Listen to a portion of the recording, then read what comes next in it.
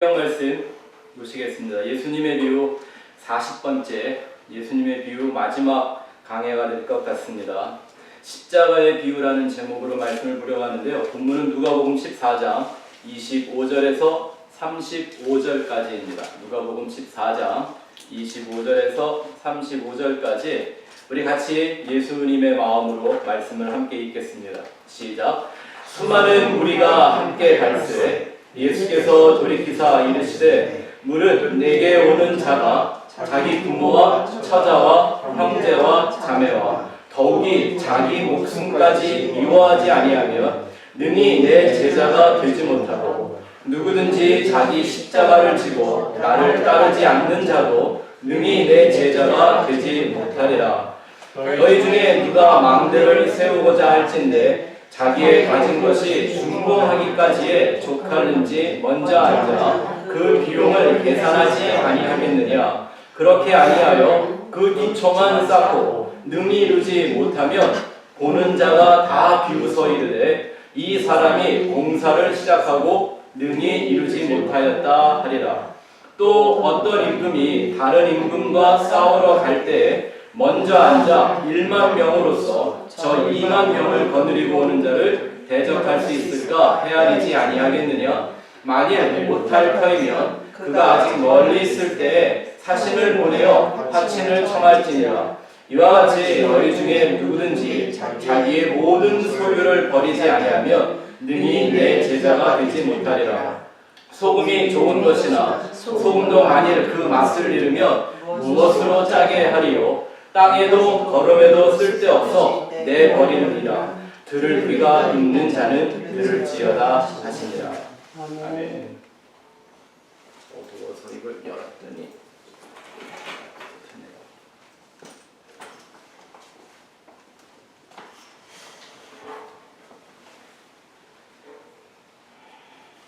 예수님의 비유 마지막 설교를 어떤 비유로 할 것인가? 여러분들이 잘 알고 특별히 설교가 필요 없는 비유들은 제가 몇 가지 이렇게 생략하고 지나왔는데요. 반드시 해야 될 만한 비유라고 생각이 돼서 이 말씀으로 40번에 걸친 예수님의 비유 강의 설교를 완결해 볼까 합니다. 십자가의 비유입니다. 여러분 첫 시간에 우리가 1년 전에 설명했던 것처럼 결국 성경 전체가 어떤 이야기와 어떤 스토리와 어떤 비유가 쓰여져 있다 하더라도 그건 십자가의 예수에 대한 비유라는 걸 우리가 살펴보고 그걸 기초로 해서 모든 성경의 비유를 살펴보았습니다. 그 이유는 예수님이 스스로 그렇게 말씀하셨기 때문입니다. 이 성경이 누구에 대하여? 곧 나에 대하여 한 말씀이다. 그러니까 모든 성경이 누구 얘기해야 돼요? 비록 모세, 아브라함, 다윗 다른 이름들이 거기 많이 써 있어도 그게 다 누구 얘기라는 거예요? 예수에 대한 말씀이라는 거죠. 이렇게 증거를 하셨기 때문에 우리가 성경을 보면 어디서 무엇을 어떻게 보든지 간에 거기서 반드시 발견해야 되는 것이 뭐예요? 예수가 어떻게 설명되어 있고 우리는 어떤 예수를 어떻게 믿어야 할까라는 거죠. 물론 성경뿐만 아니라 이 세상의 모든 것이 이 세상에 만들어진 모든 만물과 그 안에서 이루어지는 이 역사가 다 비유이죠. 지금 우리가 이렇게 살고 있는, 우리가 이렇게 모여 예배하고 있는 것도 이게 다 뭐예요? 비유예요, 비유. 이게 현실 같죠? 이게 실상 같죠? 실제 같죠? 근데 아니잖아요. 어저께 있었던 일이 시간이 지나면 허상처럼 사라지고 더 이상 실상이 아니듯, 그죠? 우리에게 찾아올 영원한 실상은 따로 있습니다. 새 하늘과 새 땅이요. 그리고 그곳에서 성도들과 하나님 아버지가 한 몸을 이루어 영원토록 존재하는 그때가 실상인 거죠. 그래서 그것을 알기 위하여, 그것을 향하여 가기 위하여 우리는 지금 이 땅에서 불완전한 이 비유적인 인생을 살고 있는 거죠. 맞습니까? 태양도 안 꺼질 것 같지만 과학자들이 그럽니다. 쟤도 꺼지는 날이 온다고. 네? 태양이 사라지고 나면 이 지구 행성이나 모든 것들은 다 사라지겠죠? 우주의 균열이 생기겠죠? 모든 게 다 파괴되는 날이 온다고 하나님을 모르는 믿지 않으려고 하는 과학자들도 그렇게 얘기를 하죠. 이 모두 보이는 건 지금은 실상 같아 보이나 지금은 실제 같이 느껴지나 이것들이 사라지고 나면 아, 그게 허상이었구나. 아침에 잠깐 있다 사라지는 안개와 같은 허구였구나라는 걸 그때 깨닫게 되겠죠. 그리고 왜 이런 생각을 할 거예요? 지난주에 공부한 지옥에 간 그 부자가 말하는 것처럼 자기에게 있어서의 영원이 시작되고 나면 영원하지 않은 시간 내에 살았던 그 많은 일들이 왜 내가 그때 그걸 보고 듣고 깨닫지 못했을까 하겠죠.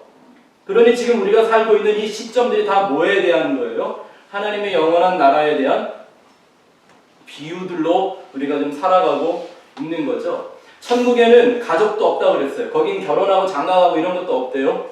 그럼 땅에서 우리 다 가족들을 데리고 살잖아요. 이것도 뭐예요? 하나님 나라에서 영원히 이루어질 그 한 가족을 향한 하나의 비유죠, 비유. 그렇습니까? 그러니까 예수와 구원을 설명하는 비유적인 세상에서 잠깐 육신을 가지고 그 비밀을 깨달아 영원한 진리의 나라에 가기 위하여 우리가 이 세상에서 잠깐 준비하고 있는 거죠. 그게 바로 하나님의 창조의 목적이었단 말입니다. 이 세상이 보여주고 있는 이 물리적인 빛과 어둠, 진짜 빛과 어둠을 설명하는 재료죠. 생명과 죽음도요. 우리는 맨날 뭐가 죽고 뭐가 사는 걸 경험해요. 근데 그것도 결국은 참 생명이 무엇이며 영원한 죽음, 죽지 않을 생명이 무엇이며 죽음으로 끝나게 될 죽음이 뭔 줄을 알기 위해 반복적으로 경험하고 있는 거죠. 축복과 저주도 마찬가지고요. 우리가 세상을 살면서 경험하게 되는 형통이나 혹은 망하는, 멸망하는 것도 마찬가지고요.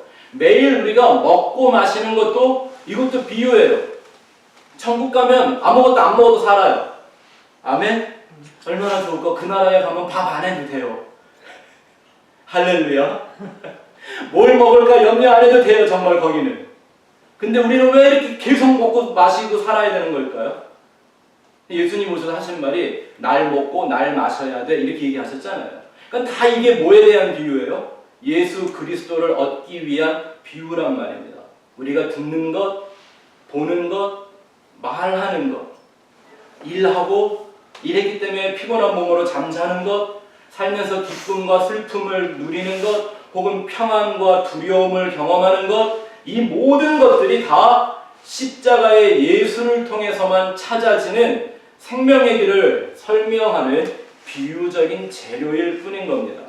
그러니 우리가 이 세상을 살면 살수록 점점 더 많이 배우고 깨닫고 익숙해져야 하는 것은 예수와 십자가여야 하겠죠. 아멘. 성경을 배우면 배울수록 매 주일 성수하며 예배를 드리면 드릴수록 교회를 오래 다니면 다닐수록 그리고 우리 인생을 그 뜻에 맞춰 살면 살수록 우리에게 가장 뚜렷하게 나타나는 증거, 내가 제일 잘 알고 있는 게 뭐여야 돼요? 예수와 십자가여야 하지 않겠습니까? 그게 하나님의 뜻대로 성장하는 거고 성숙하는 거고 보람있게 늙어가는 거죠. 그렇게 살다 죽는 것이 인생을 성공적으로 사는 것이죠. 그래야 구원이 있기 때문에. 근데 그렇지 않고 어차피 멸망되고 소멸될 이 세상이나 어차피 흙이 되어 썩어질 이 인생에 대한 것만 배우고 그 안에서 맨날 이 세상에 내게 가져다주는 희노애락에 대한 생각만 늘어난다면 그는 분명히 하나님이 예비하신 영생의 길과는 반대의 길로 가고 있는 거 맞죠? 성경의 비유는 이래서 깨달으면 깨달을수록 영생에 이르는 진리가 되는데 그 진리를 이해하지 못하거나 오해하면요 그 자체가 비밀이 되고 맙니다. 그래서 말해줘도 못 알아듣는 거예요. 인생을 위한 어떤 인본주의적이며 이 세상을 위한 물질적인 것으로 이 비유를 풀게 되면 또 그 비유들을 그렇게 묵상한답시고 자의적 해석을 하다 보면 결국 인생은 생명이 아닌 사망의 길로 가게 됩니다. 그것이 진리를 비유로 전해주는 이유라고 오늘의 본문에도 예수님이 말씀하고 있죠. 이 비유 몇 가지를 막 섞어갖고 다른 데는 왜 비유들이 이렇게 하나의 주제로 움직이잖아요. 근데 오늘은 다양한 얘기가 적어도 3가지의 얘기가 이렇게 툭 나왔단 말이에요. 그리고 마지막에 무슨 얘기를 하시냐면 귀 있는 자는 들을지어다. 아니 귀 있으면 다 듣잖아요. 물론 귀가 있어도 잠은 안 들리지만 그죠? 아니 소리는 다 듣잖아요. 근데 이게 무슨 말이에요? 귀라는 게 소리만 듣는 귀가 있고 말해주면 말의 껍데기만 듣는 귀가 있는가 하면 그 소리와 말 속에 담겨져 있는 본래의 의미를 아는 귀가 있죠. 뭐 속담 같은 게 그런 거란 말입니다. 무슨 뭐 제일 잘하는 게 이런 건가요? 아니 땐 굴뚝에 연기나랴? 이런 말을 외국인한테 얘기해주면 그게 무슨 말인지 뜻을 알겠어요? 분명히 내가 아는 단어들로 조합은 되어 있는데 해석이 안 되잖아요. 네? 귀로 들었지만 뜻을 모르기 때문에 그런 거죠. 그러니까 그런 외국인들한테는 이 말이 비밀이겠죠? 말은 아는데 뜻을 모르는 비밀이란 말이에요. 누가 그걸 설명해서 풀어내주지 않으면 나는 도저히 알 수가 없는 거예요. 근데 눈도 마찬가지예요. 그냥 보이는 대로 보는 것만 볼 수 있는 눈이 있는가 하면 그 안에 담겨져 있는 걸, 감추어져 있는 걸 볼 수 있는 눈이 있죠. 사람이 듣고 무엇인가를 보면 반드시 그걸 입으로 말하게 돼 있습니다. 그쵸? 그러니까 다 모든 정보가 귀로 들어오고 눈으로 들어와 어디로 나가요? 입으로 나가는 거예요. 그 사람이 무슨 말을 하는가를 보면 이 사람이 평소에 뭘 듣고 뭘 보며 사는 사람인 줄 알 수가 있는 거죠. 뭐가 관심이고 그 인생에 뭐가 제일 중요한지를 알게 하는데 성경의 이 말씀을 보니까 그냥 소리를 듣는 귀가 아니라 그 안에 담겨있는 진리를 듣는 귀 가진 사람을 하나님이 구원하신다는 거예요. 왜? 들어도 모르면 그만이니까. 봐도 보지 못하면 그만이고요. 말이라고 다 할 수 있게 만들어뒀지만 내 입으로 그 참 말을 하지 않으면 그는 구원에서 제외된다는 것을 성경이 우리에게 잘 가르쳐 주고 있죠. 여러분, 하나님의 구원은 구별하는 일이지 그냥 아무에게나 그냥 거저주고 네가 이거 잘 갖고 있다가 나중에 하나님 나라한테 와 돌아와 이런 거 아니라는 걸 절대 잊지 마시기 바랍니다. 오늘 우리가 읽었던 이 본문의 말씀, 사실 교회 다니는 사람들이 가장 많이 피해가는 말씀 아닌가요? 저희 같은 모임에서는 매주 한 말을 한 번은 하고 그것도 한 번도 아니라 아무리 다른 주제를 갖고 얘기를 해도 한 번쯤은 꼭 얘기하고 가는 말씀인데 어떤 설교자들은, 어떤 교인들은 제일 피해가는 성경 구절 중에 하나입니다. 그래서 한번 우리가 다시 읽어봐야 됩니다. 자꾸 해야 돼, 자꾸. 자, 25절부터 27절 말씀 한번 읽어볼까요? 또박또박 읽어봅시다. 시작. 수많은 무리가 함께 할세 예수께서 돌이키사 이르시되 무릇 내게 오는 자는 자기 부모와 처자와 형제와 자매와 더욱이 자기 목숨까지 미워하지 아니하면 능히 내 제자가 되지 못하고 누구든지 자기 십자가를 지고 나를 따르지 않는 자도 능히 내 제자가 되지 못하리라. 한 번 더 나와요. 33절 시작. 이와 같이 너희 중에 누구든지 자기의 소유를 버리지 아니하면 내 제자가 되지 못하리라. 한번 여쭤볼게요. 정말 이 예수님 믿고 계십니까? 여러분들이? 여러분들이 믿는 예수, 이 말씀을 하신 예수예요?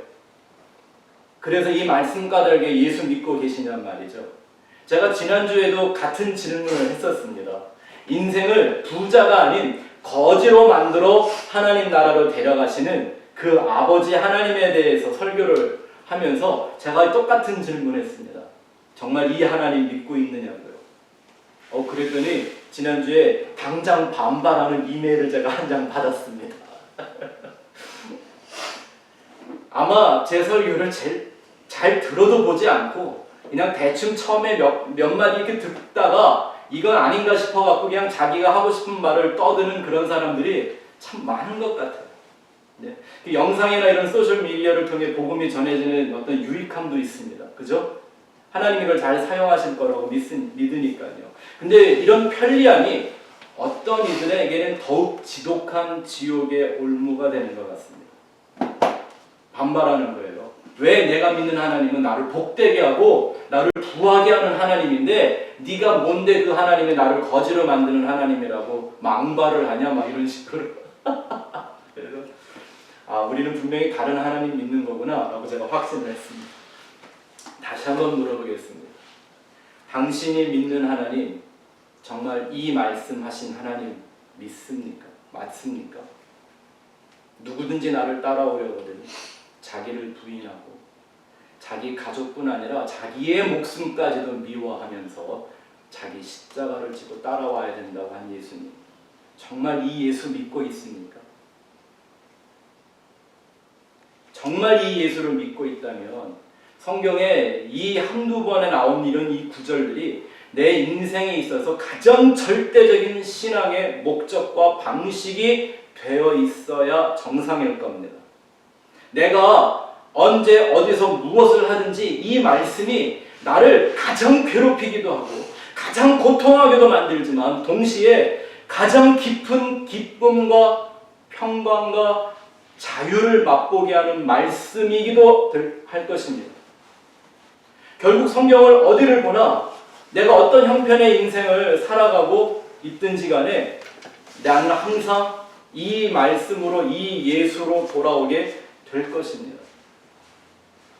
그러면서 도대체 은혜와 사랑의 구원자라고 하는 예수가 어찌 이렇게 모질고 냉정하고 상상도 하기 싫은 말씀을 주며 자기를 따라오라고 하시는가를 거듭 이해하게 되고 더욱 깊이 깨닫게 되면서 내 영혼은 어느새 주님이 말씀하신 것처럼 나 자신은 부인되어져 사라지고 그저 나에게 허락된 그 십자가만 남아버린 그렇게 예수 닮은 제자의 모습으로 바꾸어져 가는 겁니다. 예수님이 세상에 와서 우리에게 보여주신 건 그거밖에 없잖아요. 우리에게 남겨주신 건 이거밖에 없잖아요. 자기 자신의 모든 걸 다 부인하고 십자가 하나 딱 남겨놓고 떠나셨잖아요. 다시 말하지만 이것이 십자가의 예수 밖에는 아무것도 소유하지 않아요. 아무것도 소유하려고도 하지 않아요. 이 세상의 모든 것, 나라는 가치까지도 다 상실한 그렇게 심령이 가난한 거지가 되는 거예요. 천국은 그들의 것이라고 팔복의 1번이 딱 말하고 있잖아요. 심령이 가난한 자는 복이 있나니 천국이 저희 것입니다. 그 가난함 가진 사람, 푸토코이의 그 가난한 말입니다. 맹 돈 없어서 빌어먹고 사는 그런 거지들 말고 말입니다. 하지만 이 예수 믿고 있지 않다면 이 말씀이 자기 삶의 최고의 목적이고 이 신앙을 가지고 있는 가장 중요한 이유가 아니라면 그저 그냥 몸은 교회 다니면서 자칭 신자다 혹은 자칭 제자일 수는 있습니다. 왜 착각은 북한에서도 자유라고 그러잖아요. 이 민주주의 국가에서 뭐 그런 착각 뭐 누가 뭐라 그러겠습니까? 그러나 그는 분명 다른 예수를 믿고 있는 것뿐이죠. 왜? 다 자기 가족 잘 되고 어떻게 하면 더 사랑과 기쁨이 넘치는 가정을 꾸리고 어찌하든지 내가 열심히 일해서 내 소유를 증대해갖고 이 세상에서 남부럽지 않게 사는 게 목적인데 내 힘으로는 부족하니까 하나님의 힘이라도 동원시켜서 내가 그 양반에게 좀 순종하고 잘하면 그분도 뭐 콩국물이라도 나한테 좀 이렇게 떨어뜨려 줄까봐 열심히 믿는 흉내내고 사는 거 아닙니까? 그들은 분명 다른 예수, 다른 십자가를 믿고 있는 거죠. 그러니까 이런 말을 해줘도 못 알아듣는 거예요. 비밀이 되어버려서. 오늘 비유도 어떤 이들은 난해구절로 여기는 비유 중에 하나입니다. 근데 여러분이 읽어보셔서 아시겠지만 이 비유 자체가 어렵습니까? 여기 나온 몇 가지 비유들이에요. 3가지 비유가 있는데 이 비유를 예수와 십자가와 연결을 하지 못하기 때문에 어렵습니다. 뭐 제가 시간상 십자가의 비유를 이 구절 중에 다 설명을 드릴 수가 없어요. 지난 4년 동안 해왔으니까 그걸 기억하시면 되는데 이 3가지 비유를 말씀하시는 이유가 이 십자가의 절대성을, 필연성을 강조하기 위하여. 여러분의 조명 중에 보면 이렇게 핀 조명이라는 거 있죠? 한 사람만 딱 비춰주는, 한 물체만 딱 비춰주는 핀 조명이 있죠? 이 모든 비유 하나가 하나하나의 라이딩이 돼서 이 예수의 십자가라는 것만 딱 핀 조명으로 떨어뜨려서 보여주려고 지금 이 얘기를 하고 있는데 연결을 할 줄 모르니까 생뚱맞게 갑자기 십자가 얘기하다가 무슨 건축하는 사람의 예산 얘기하고 무슨 왕이 전쟁을 한다고 그러고 뭐 소금은 맛을 잃으면 안 되느니 이런 말이 나오니까 이걸 예수의 십자가와 연결을 시키지 못하는 거예요. 왜? 십자가에 대하여 예수에 대한 이해가 다르기 때문이죠. 여러분 우리가 지난 부활절 때인가요? 스타우로스와 아나스타시스 십자가 부활의 본질적인 의미가 뭔지 한번 설명을 드렸죠. 잊지 마시고 반복해서 한번 들어보시길 바랍니다. 아직 안 들어보셨다 그러면 한번 꼭 들어보시기를 바랍니다. 여기에 세 가지 비유가 나와요. 첫 번째는 이런 비유가 나오잖아요. 이게 어려운 거 한번 생각해 보세요. 어떤 사람이 망대, 타워를 지으려고 할 때 자기가 그것을 완성할 수 있는 예산과 비용이 충분한지 아닌지 이걸 반드시 먼저 생각해 봐야 되지 않느냐. 왜? 우리가 쉽게 말해서 내가 집을 질 때 과연 내가 그 집을 짓기 시작을 할 수는 있는데 완성할 만큼의 비용이 예산이 준비되어 있느냐 이거 생각해보고 집 짓지 않겠어요? 이거 안 하는 사람이 어디 있어요? 이 비유가 어려운가요? 근데 이제 뭐라 그러냐면 그걸 안 하고 그냥 무조건 집부터 짓다가 보면 망대를 짓다가 보면 기초만 해놓고 완성을 못하는 사람들의 비유성거리가 되고 만다 그래요. 이게 첫 번째예요. 안 어렵죠? 이게 무슨 어려운 비유예요? 이게 무슨 비유야 이게? 맨날 그렇게 살잖아요 우리. 그죠? 또 두 번째는 예수님 무슨 얘기를 하냐면 어떤 왕이 전쟁을 하려고 그러는데 1만 군사가 있어요. 근데 내가 전쟁하려고 하는 그 다른 나라의 왕이 2만 군사를 가지고 있대. 그러면 전쟁해야 돼요? 안 해야 돼요? 뭐 이순신이 다시 죽었다 살아나면 모를까? 1만 명 갖고 2만 명을 어떻게 이겨요? 그러니 이건 전쟁을 해서는 내가 안 되겠구나. 박살나겠구나. 그러니까 뭐예요? 전쟁 안 하고 화친조약, 피스 트리티를 하는 거죠. 싸우지 말고 친하게 지내자. 이렇게 할 거 아니냐는 거예요. 왜? 그 왕이 나보다 세니까. 이게 어려워요?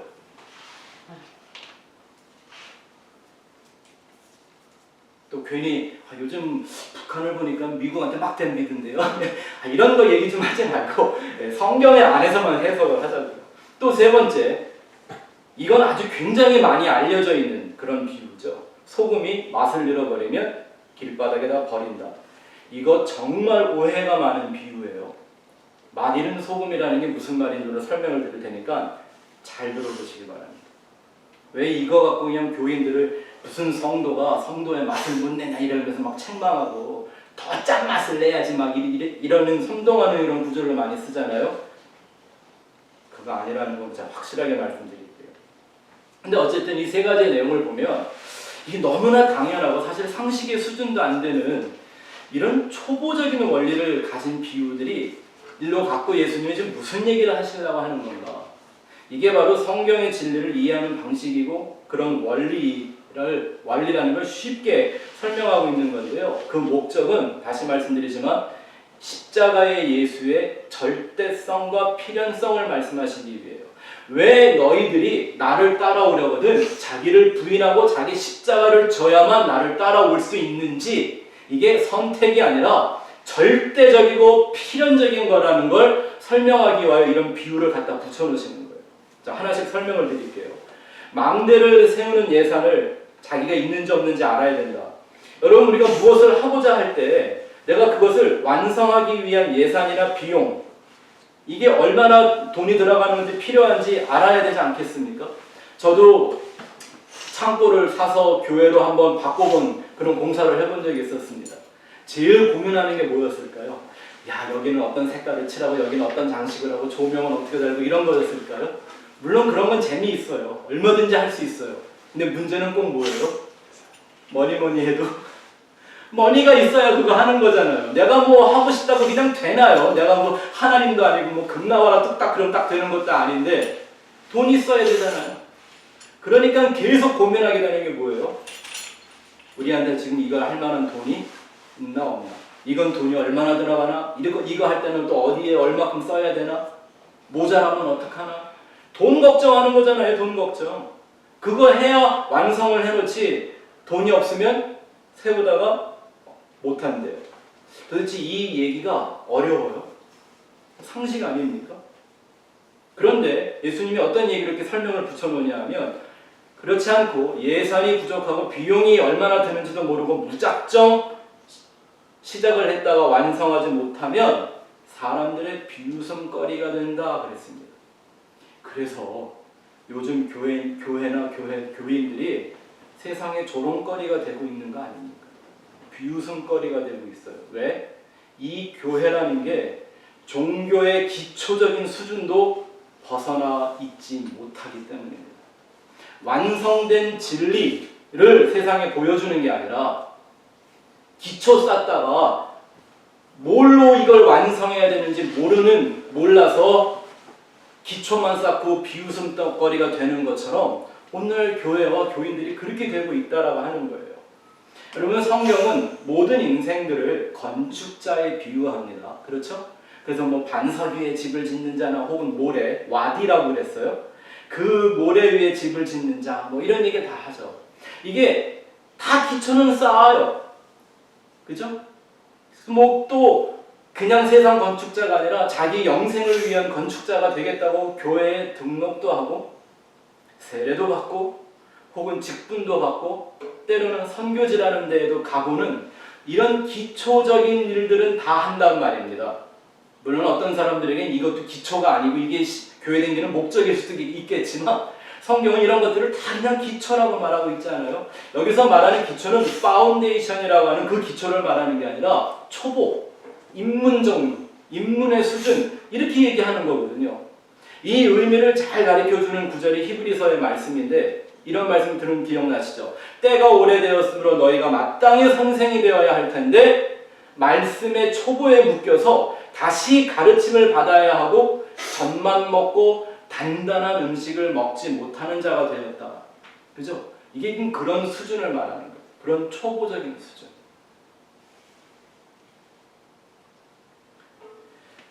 몇 주 전에 우리는 인생을 건축자에 비유하고 그 건축자들이 버린 돌이 예수라는 말씀에 대하여 잠깐 나누어 본 적이 있습니다.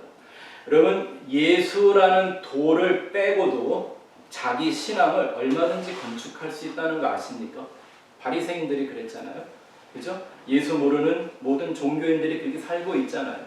그런데 십자가를 기둥으로 세운 집이 아니면 하나님이 보내시는 환난과 심판에 다 무너지고 파괴되게 되어 있습니다.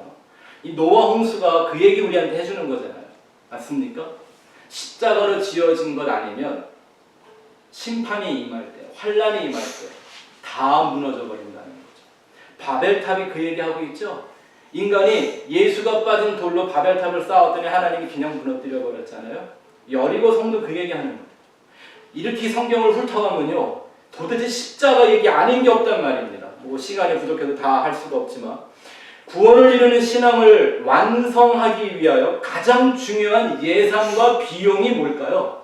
우리가 하나님의 나라에 그 영원한 영생에 들어가기 위하여 나한테 제일 필요한 예산과 비용이 뭐예요? 예수와 십자가잖아요.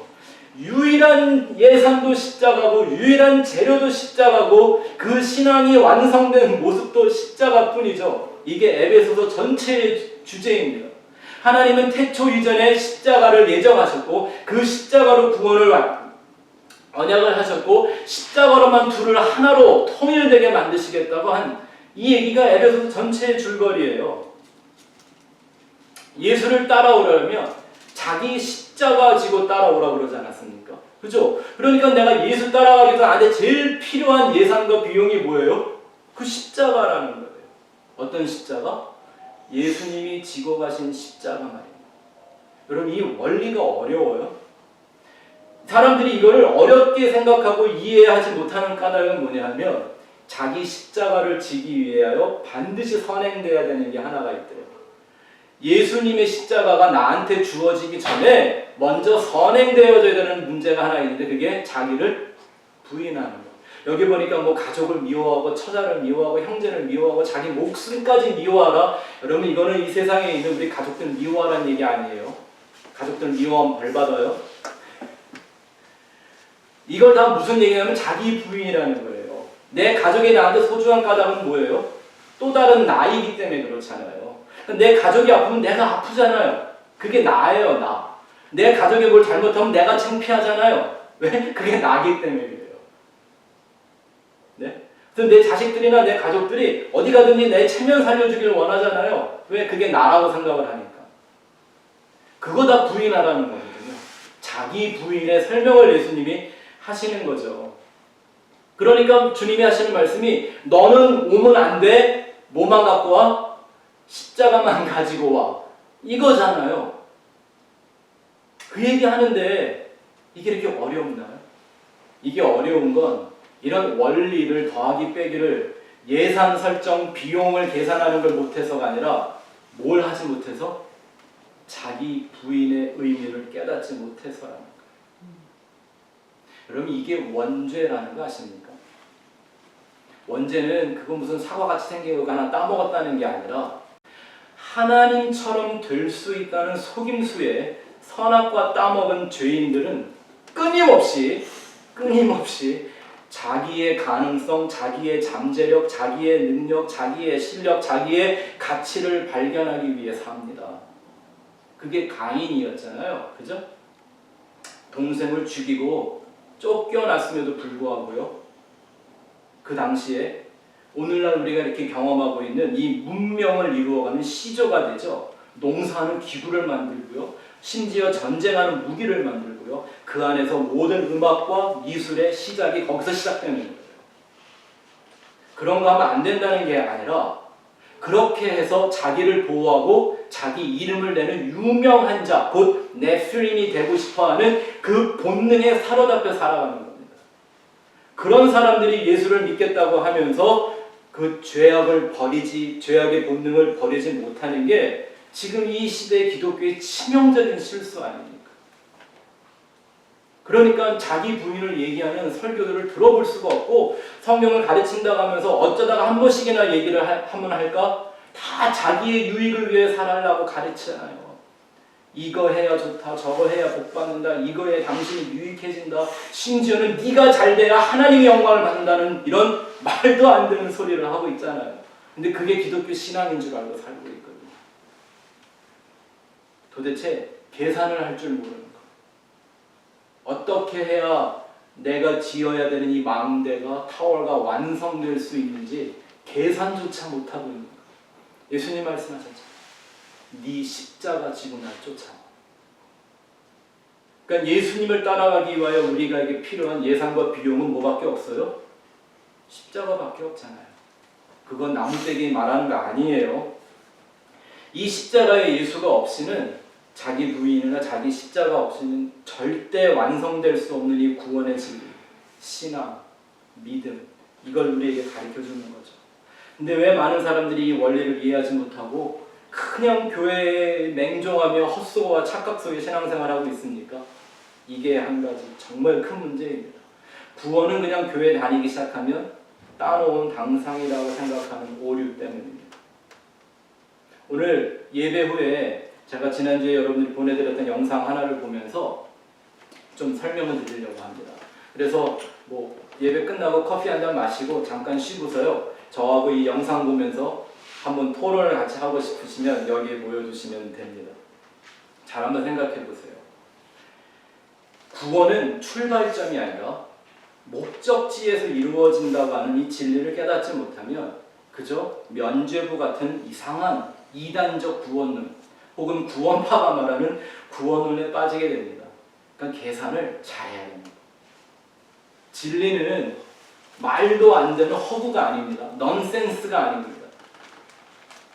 영원불변해야 합니다. 그걸 계산해낼 줄 알아야 하는 거죠.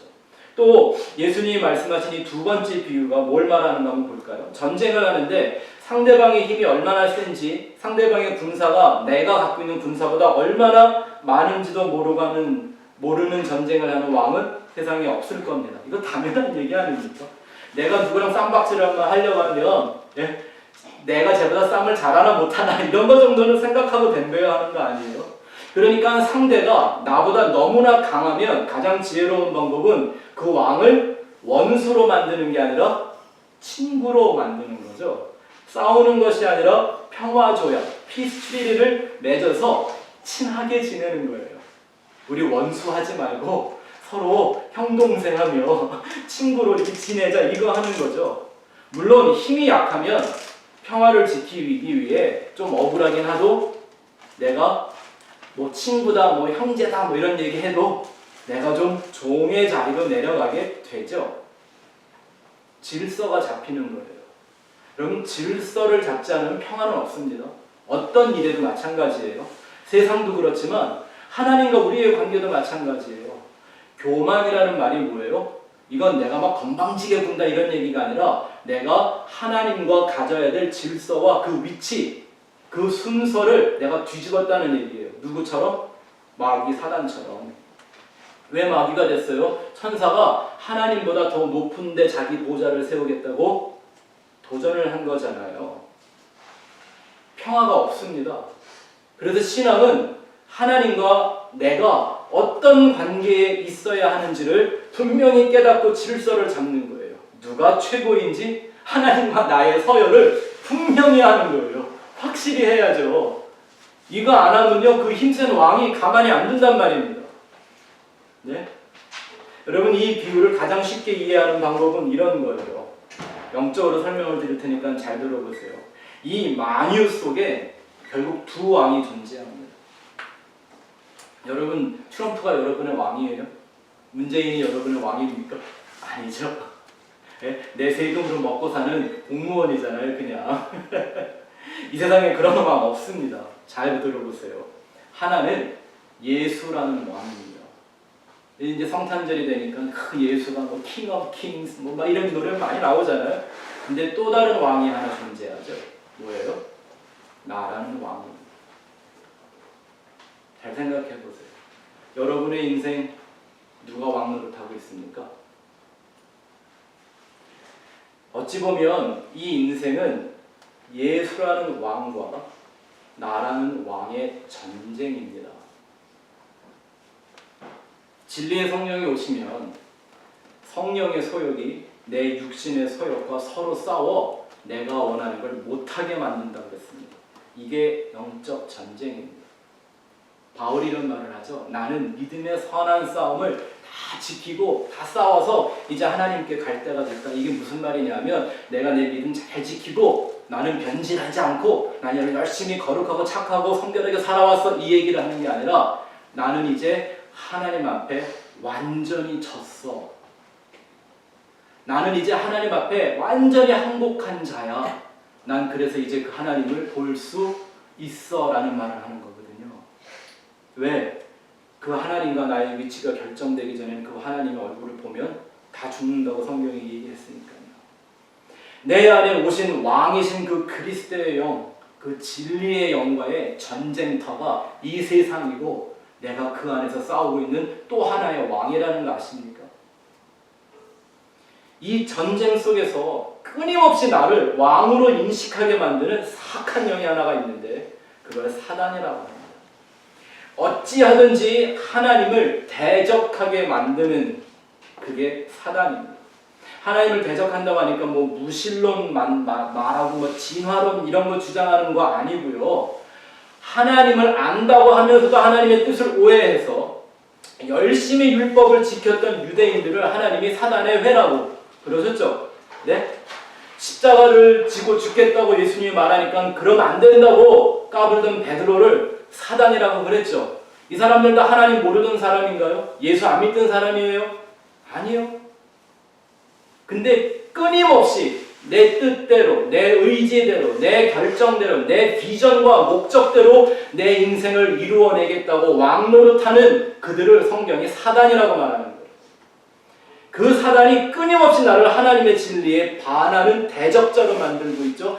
이게 역사 가운데 살아서 활약하는 사단의 역할이란 말입니다. 욥한테 했던 것처럼. 욥기 아시죠? 욥기가 어떻게 시작돼요? 하나님이 사단한테 그래요. 야, 너 세상을 다니면서 내 의로운 종 욥을 보았느냐? 근데 사단이 뭐라 그래요?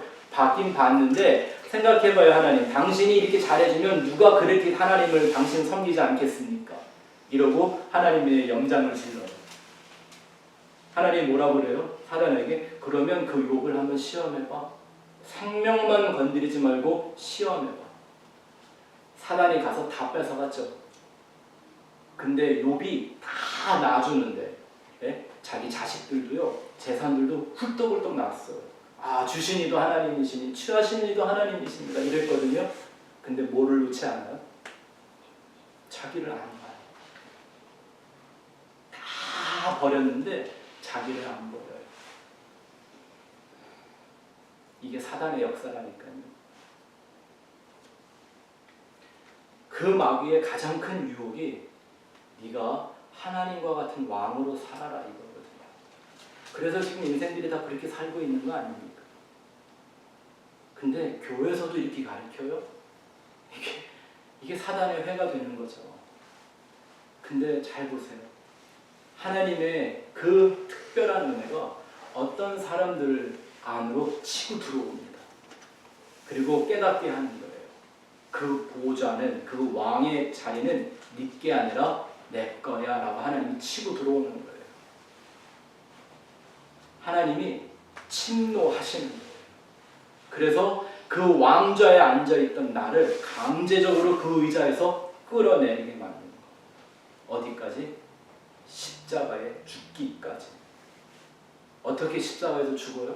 우리가 어떻게 하나님께 항복해요? 예수 안에서만 되죠. 오늘 찬송했잖아요. 예수의 십자가를 믿는다는 말은 내가 그 십자가에서 죽었다라는 걸 알고 있다라는 거잖아요.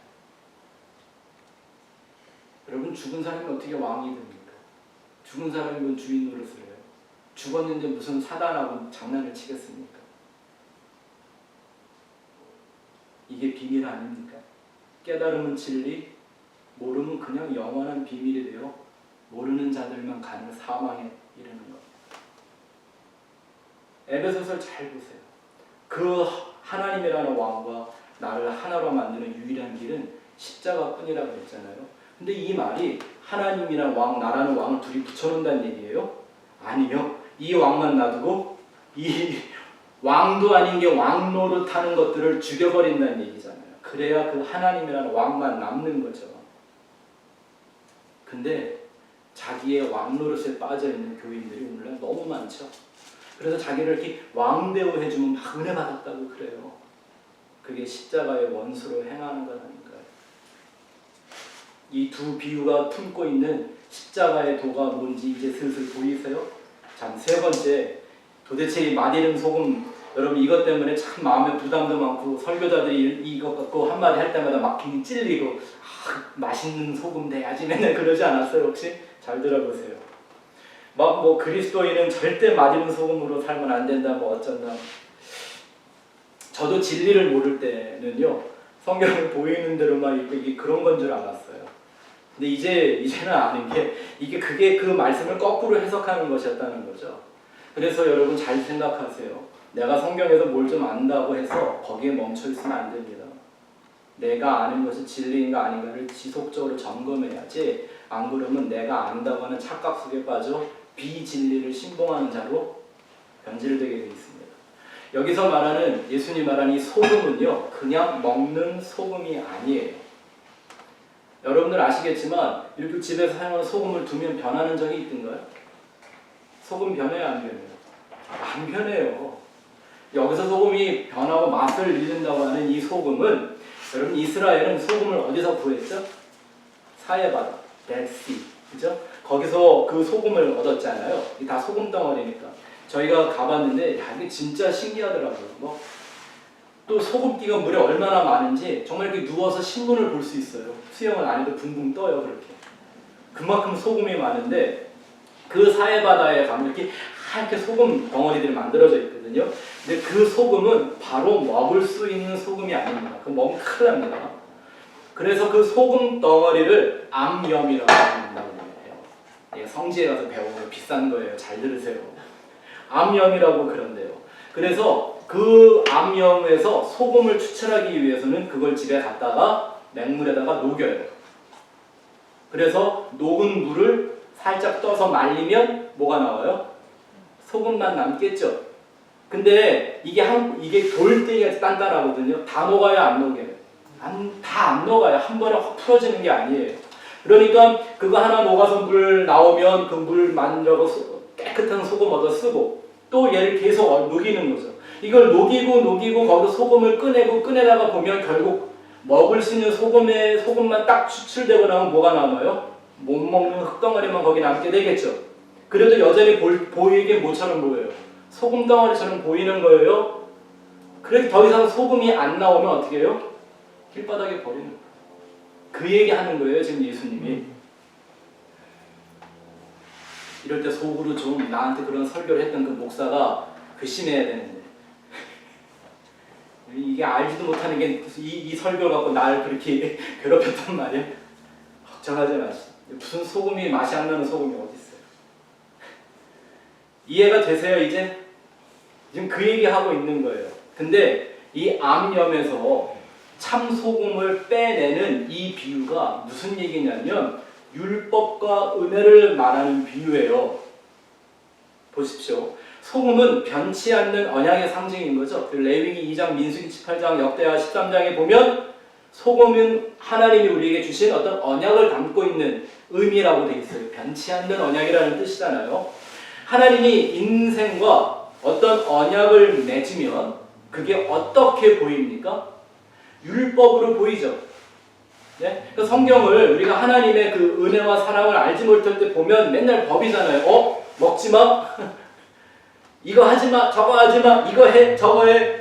법이잖아요. 네? 이거 하면 죽인다. 이거 하면 내가 잘해줄게. 뭐 이런 율법으로 보이잖아요. 그래서 약속을 하면 그것이 한 일정 기간 동안 법으로 작동을 하는 거예요. 그죠? 근데 성경에 말하는 이 하나님의 언약, 이 소금 언약이라고 하는 이 내용은 누가 정해요? 내가 정하는 게 아니라 왕이신 그분이 일방적으로 정하시는 거잖아요. 그쵸? 그러니까 오직 하나님의 뜻으로만 정해진 언약이 우리에게 주어져요. 그리고 그 언약은 또 문제가 뭐냐 하면 사람이 이루지도 못해요. 하나님의 언약은 누구만 이루어낼 수 있어요? 하나님만 성취하시는 거예요. 예를 들면 이런 거죠. 하나님이 아브라함에게 아들을 주겠다고 언약을 하셨어요. 그쵸? 근데 아브라함이 재밌는 게 뭐냐면 자기 힘으로 아들을 낳았죠. 근데 하나님이 그걸 아들이라고 했어요? 안 했어요? 안 했어요. 내가 만들어냈어도 하나님이 나하고 약속을 했으니까 내가 지켰단 말이에요. 근데 하나님은 그거 아니래요. 누가 한 거니까? 아브라함이 한 거니까. 그리고 나중에 100세가 돼서 하나님이 아들을 주고 나니까 이걸 언약의 성취라고 그랬어요. 누구의 성취로만 되는 거예요? 하나님의 성취로만 이루어지는 그 언약이에요. 근데 이 언약이 율법의 형태로 인간은 이해하게 된다는 거죠. 나는 하나님은 약속을 했는데 인생은 그걸 자꾸 법으로 인식을 한다는 거죠. 그래서 문제는 율법을 주신 하나님의 뜻은 율법을 지켜서 행위로적으로 완전해지는 게 아니라 성경이 그랬잖아요. 결코 율법을 완성할 수 없어 지옥의 멸망에 합당한 내 자신을 발견하고 내 힘으로는 결코 하나님의 나라에 도달할 수 없는 불가능한 내 이 운명을 철저하게 인식해서 오직 하나님의 은혜로만 주어지는 그 죄에 대한 용서, 십자가의 예수와의 연합을 만들어내는 그 은혜의 절대성과 필연성 깨달으라고 이렇게 율법 주신 거라고 갈라디아서가 설명하고 있잖아요. 그래서 율법은 우리를 은혜로 이끌어가는 몽학선생이라고 그러는 거잖아요. 그러니까 율법을 녹이면 뭐가 나와야 돼요? 거기서 은혜를 빼는 거예요. 그래서 은혜를 빼고 나면 율법 그 껍데기는 소금기 빠진 그 돌덩어리들은 필요 있어요? 없어요? 없단 말이에요. 역사적인 예수도 마찬가지예요. 성경이 이런 말 했던 거 기억나시죠? 너희가 아들을 안 믿는 건 용서를 받아도 성령을 회방하는 건 용서를 못 받는데 뭐냐면요. 예수 안 믿는 건 용서가 된대요. 어떤 예수? 육신의 그 예수 말입니다. 누가 그 예수를 위인으로 만들어 놓고 그거 섬기라고 이 땅에 왔다고 성경에 어디 써 있습니까? 그 예수를 통하여 예수로 시작된 생명의 역사에 내가 또 접붙임이 되어 하나님의 아들 모노게네스로 거듭나라고 예수를 보여준 거죠. 네? 이 기독교를 녹이고 녹이면 여기서 계속 뭐가 나와야 돼요? 하나님의 은혜가 나와야 돼요. 그래서 돌판에 법을 써갖고 딱 주시고 나더니 그걸 보여도 안 주고 법궤에 넣어놓으라고 그랬어요. 안 보여줘요. 그리고 그나마 그 법궤는 또 없어져 버렸어요. 아니 보지도 못할 보여주지도 않을 돌판을 왜 쓰셨대요? 그 십계명이라는 걸. 그거 놔두면 그거 섬길까 봐. 그죠? 우리 공부했잖아요. 십계명. 근데 그 십계명을 녹이면 뭐가 나와요? 눈에 보이지 않으면 십계명을 아는 방법은 뭐밖에 없으니까 머리로 외우고 기억하고 묵상하는 것밖에 방법이 없잖아요. 이게 그 암령을 녹이는 거잖아요. 그렇게 내 안에서 그걸 녹이면 뭐가 나와야 돼요? 영원한 그 소금 언약, 은혜가 우리에게 드러나야 하는 거죠. 이 참된 기독교 신앙이란 마치 먹을 수 없는 암염을 녹여서 먹을 수 있는 소금을 얻어내는 것처럼 날 죽이는 율법을 녹여서 날 살리는 은혜를 얻어내는 거예요. 다시 참된 기독교 신앙이란 먹지 못하는 암염 덩어리를 녹여서 먹을 수 있는 소금을 얻는 것처럼 날 죽이기 위하여 주어진 율법을 녹여서 그 안에 날 살리게 되어 있는 은혜라는 법을, 생명의 성령의 법을 얻는 거예요. 이게 기독교 신앙인 거죠. 선악과를 통해서 생명나무의 절대성을 깨닫는 거죠. 맞습니까? 여러분 선악과 먹은 건 그냥 실수가 아니에요. 인간은 그럴 수밖에 없어요. 그러니까 선악과 먹고 사망에 빠진 인생의 유일한 소망은 뭐밖에 없나요? 생명나무밖에 없잖아요. 근데 하나님이 그걸 불로 화염검으로 막아놓으셨대요. 그러니까 이거를 선악과 먹어서 죽어가는 그 사망에 빠져있는 운명을 갖고 태어난 우리들 죄인이 내가 살아나려면, 영원히 살려면 유일한 방법 뭐밖에 없어요? 생명나무밖에 없잖아요. 근데 하나님이 불로 막아놨다니 그거 얻으려면 누구한테밖에 얻을 수가 없나요? 하나님밖에 없잖아요. 근데 그 하나님이 말씀하시기를 이거 얻으려면 너 자신을 부인하고 그 십자가 언약 지고 와, 이렇게 얘기하시는 거예요. 그러니 진짜 맛을 잃어버린 그리스도인들이라 무슨 세상을 대충 막 사는 이런 그리스도인이 아니라 자기의 신앙 속에 십자가의 은혜의 진리가 빠져버린 사람들을 말하는 거죠. 그런데 그 율법을 철저하게 지켜서 자기의 의와 가능성을 증명하여 하나님에게 이르겠다고 하는 사람들이 있었죠. 바리새인들. 성경은 그걸 하나님의 율법을 잘 지키고 순종한다고 말해주지 않고 하나님을 대적한다고 말하는 것이죠. 봐보세요. 하나님은 율법을 주면서 너는 이거 절대 못 지키는 죄인이야. 내가 그걸 증명할게. 그리고 율법을 주셨더니 하나님 웃기지 마요. 내가 지켜볼 테니까. 어떤 법이든 줘봐요. 내가 지킬 테니까. 여러분 이건 하나님에게 순종하는 거예요? 대드는 거예요? 네? 하나님의 뜻을 받아들이는 거예요? 아니면 덤비는 거예요? 덤비는 거잖아요. 이거. 그죠? 다메섹에서 예수님이 바울의 사울일 때였죠. 나타나셔갖고 네가 왜 나를 핍박하느냐 그러셨거든요. 이 핍박이라는 단어가 헬라어로 다시 보면 왜 네가 나에게 화를 내고 덤비는 건데 이런 뜻이거든요. 아니 바울이 언제 예수님한테 덤볐나요? 율법의 의로는 흠이 없다고 자부하며 자기의 의를 지키고 노력하던 그때를 예수님은 오히려 그게 나한테 화내고 덤비는 거야 이렇게 말씀했어요. 이렇게 하나님 앞에 대들었던 시조가 누굽니까? 오늘 이 사람이 또 하게 되네. 가인이 그랬잖아요. 잘 보세요. 하나님이 제사 지내라 그래서 제사 드렸는데 내 거는 안 받고 아벨 건 받아요. 그래? 그러면 아벨만 죽이면 하나님이 받을 제사는 내 거밖에 안 남네. 그래서 지 동생을 돌로 쳐 죽였죠. 아벨이 진짜 화가 난 건, 가인이 진짜 화가 난 건 아벨이에요. 하나님이에요. 지금 가인은 단순히 아벨을 살인하는 게 아니라 뭐 하고 있는 거죠? 하나님에게 화내고 덤비는 거죠. 왜? 내가 당신의 법을 지켰는데 왜 안 받아? 이거잖아요. 율법의 의미를 모르는 거죠. 이런 자기의 감상적인 신념이나 주관적인 확신으로 신앙을 가지면 절대 안 됩니다.